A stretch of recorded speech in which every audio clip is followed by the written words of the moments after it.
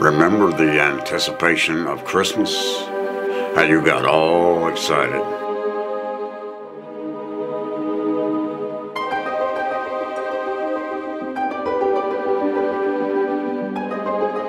And then only to find out.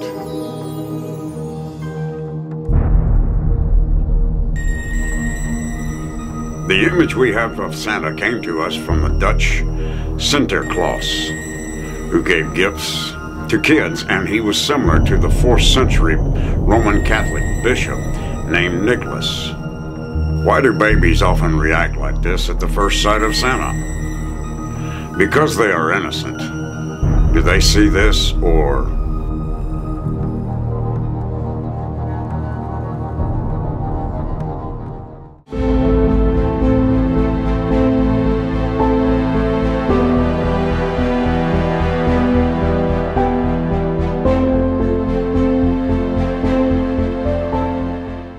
it's been said the greatest trick the devil ever pulled was to convince the world that he didn't exist.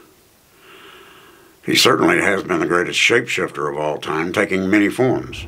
His job description, listed in Revelation the 12th chapter, says he deceives the whole world.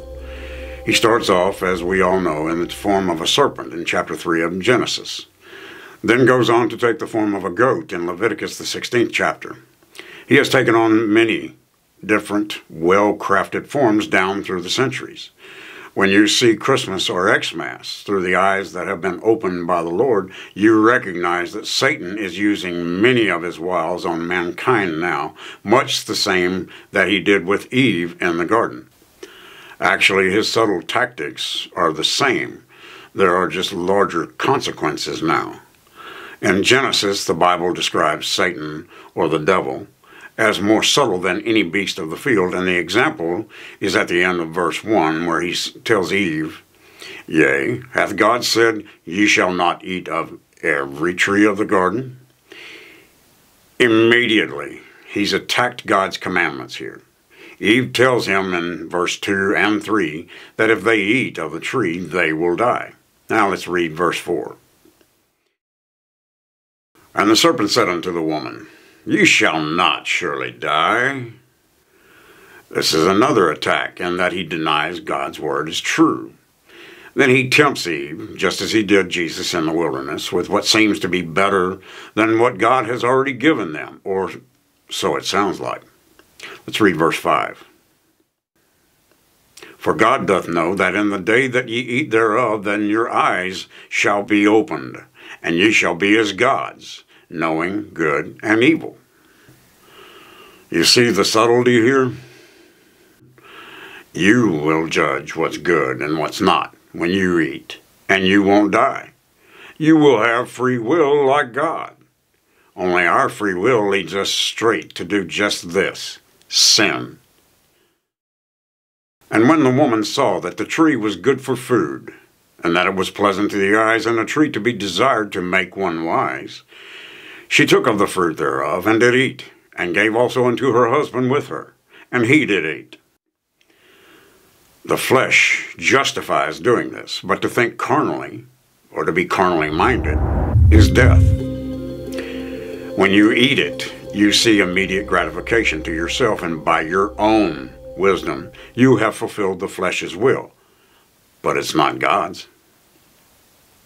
Didn't 1 John 2:16 say, "For all that is in the world, the lust of the flesh, and the lust of the eyes, and the pride of life, is not of the Father, but is of the world." So this is what Satan offers, is all that's in the world, even though it's not his to give. He is the prince and the power of the air, or over nothing. Let's turn to Deuteronomy 16 and read verse 19. "Thou shalt not wrest judgment. Thou shalt not respect persons, neither take a gift. For a gift doth blind the eyes of the wise, and pervert the words of the righteous." Isn't that just what Eve did when she ate of the apple? She respected Satan. She took a gift, or so she thought it was, and what did that cost? They were kicked out of the Garden of Eden and from God's holy presence. That's a really high price to pay to fulfill the flesh. Now let's read verse 21. Thou shalt not plant thee a grove of any trees near unto the altar of the Lord thy God, which thou shalt make thee. Here's another example of God telling them the right thing to do and to benefit from it. But that did say a grove of trees, didn't it? In the ancient world, the female consort to the pagan sun god was a tree. Do the scriptures say this anywhere else? Well, sure they do. Let's go to Isaiah 40 and read verse 18. To whom then will ye liken God? Or what likeness will you compare unto him? Do some churches promote a pagan likeness to God or Jesus? You betcha.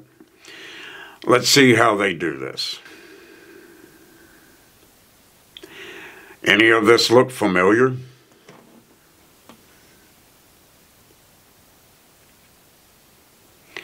The workman melteth a graven image, and the goldsmith spreadeth it over with gold, and casteth silver chains. Look familiar still?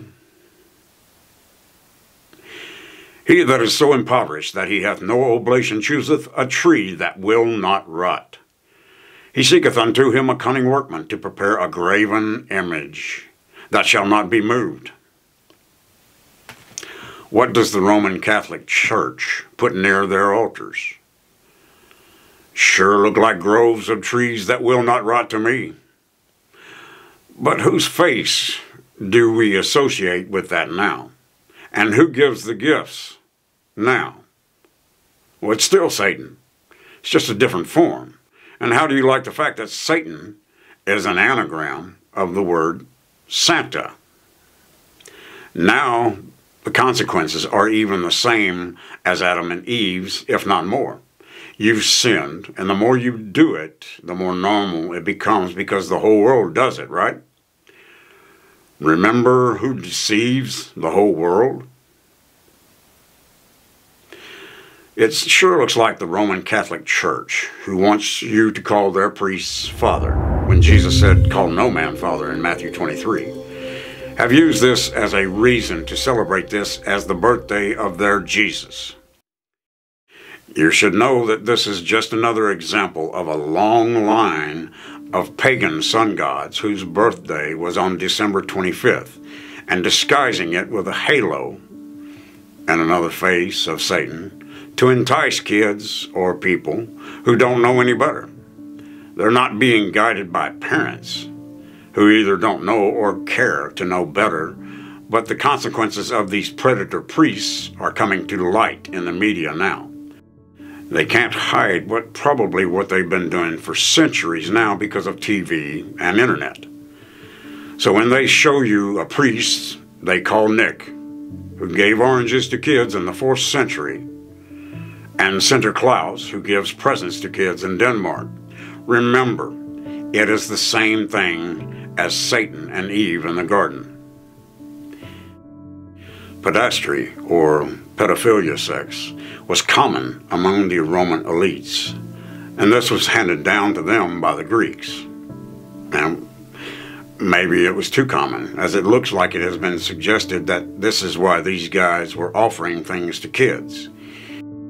It sure looks like the church in Rome has allowed or continued this practice here in the United States as in recent years, as according to abuselawsuit.com, which states that more than 6,000 Catholic clergy have been credibly accused of sexual abuse, and Rome paid millions to quieten this down.